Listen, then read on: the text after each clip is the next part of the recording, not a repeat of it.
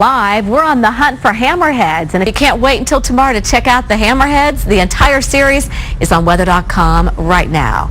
Chris and Crystal? Kim, thank you for that. And right now it's time for the top 5 videos of the day, starting off with this big guy, record breaker. We have some good stuff tonight. This really happened, by the way. This alligator was caught in Mississippi, the Mississippi River, weighing 727 pounds. It's alligator hunting season, so records were broken, as you can imagine, with this guy. Look at the head on that thing. It's a big one. And look at this. This is some flash flooding in Arizona. Can sneak up on you in a hurry. Doesn't even have to be raining where you are. If you're in the desert and this flash flooding be raining miles away and then come down and wash right by. It's washes and drainage basins fill up very quickly. Number 3, this is eyewitness user who is boating along this morning, and look what happens. Can't quite tell what it is here, but that's a column of rotating air. So you've got a water spout that formed pretty much right on top of them in Pensacola, Florida. It'd be very dangerous. You want to get away from that as soon as possible. And this is that tornado we were showing you earlier, talking about earlier, with the damage in Tokyo, or just outside of Tokyo in Japan. Houses and buildings were damaged, 27 people with minor injuries, and you can see the debris getting kicked up right there at the bottom of that vortex.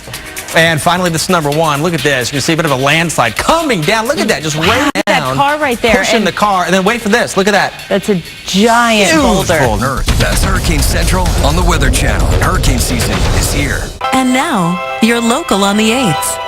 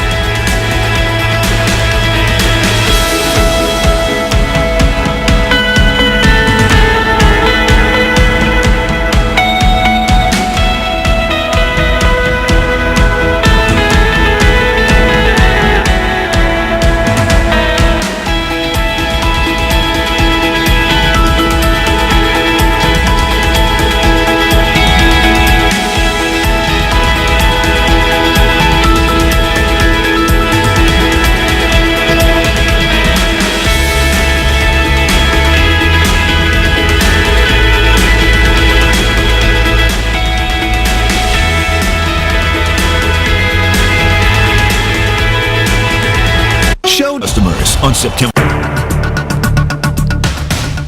This is what was happening 78 years ago.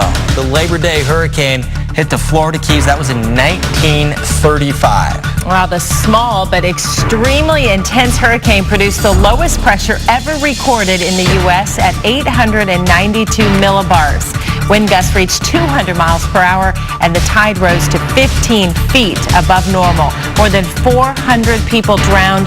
Many of those were World War I veterans. Wow, it's safe to say we won't see anything like that this Labor Day. Well, let's find out what we might see in the future with Storm Tracker Jim Cantore in the Tropical Update.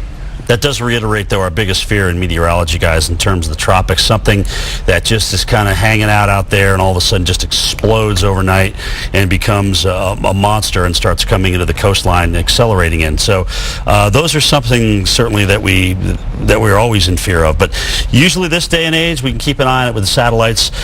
We don't see an atmosphere right now that's conducive for that, so that's the good news. But we have things to watch out there, and I'll give you the pros and cons of each. An area of interest across the Yucatan I'm not impressed with. Invest 97L, which is all discombobulated. Invest 98L, which may have the best chance of becoming a tropical entity here as we go through the next 48 to 60 hours, and it may even become our first hurricane. We'll see. All right, so our area of interest here is an area of thunderstorms sitting over the Yucatan. Now, if there's a center with this, which would be mid-level at this point, it's actually sitting over the Yucatan. So we'll see what happens when it gets into the Bay of Campeche. 30% chance over the next 5 days of developing, as says the National Hurricane Center. Here's a close-up to it again. Just a lot of showers and thunderstorms as we would expect this time of the day in the tropical basin. This is the diurnal maxima of the tropical thunderstorms. All right, so what's going on here? We've got a broad surface low. We've got a tropical wave. believe both of these entities are moving off to the west. Will they come together? Will they interrupt each other? Good question. Either way, NHC says 120 hours of 50% chance of developing here over the next 5 days. Right now, the impacts will be from Martinique all the way up through Guadeloupe and into the U.S. Virgin Islands and British Virgin Islands as we go through tomorrow. It's been a little dry out here, quite frankly, so folks in Barbados are pretty happy to get the rain.